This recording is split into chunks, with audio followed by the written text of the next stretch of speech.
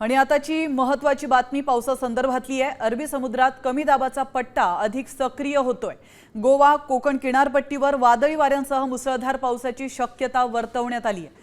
पश्चिम किनारपट्टीवर हवामानात मोठा बदल दिसतोय। महाराष्ट्रात देखील पावसाचा जोर वाढण्याची चिन्ह दिसतात।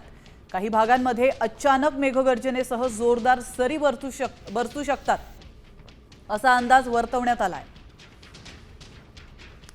दक्षिण मराठवाड्यातील काही जिल्ह्यांमध्ये तापमान कमी झालेलं दिसून आलं आहे, कारण तिकडे वादळी पावसाची हजेरी लागलेली आहे। दक्षिण मध्य महाराष्ट्रातील सातारा, सांगली, सोलापूर, त्याचबरोबर लातूर, धाराशिव आणि त्याच्या आजूबाजूचे डिस्ट्रिक्ट्स आहेत तिकडे, आणि त्याचबरोबर कोकण आणि सिंधुदुर्ग, रत्नागिरी या डिस्ट्रिक्ट्सला सुद्धा येणाऱ्या 2 ते 3 दिवसांमध्ये वादळी पावसाची शक्यता आहे। उत्तर मध्य महाराष्ट्र त्याचबरोबर विदर्भामध्ये काही ठिकाणी उष्णतेच्या लाटेची शक्यता येणारे 2 ते 3 दिवस आहे।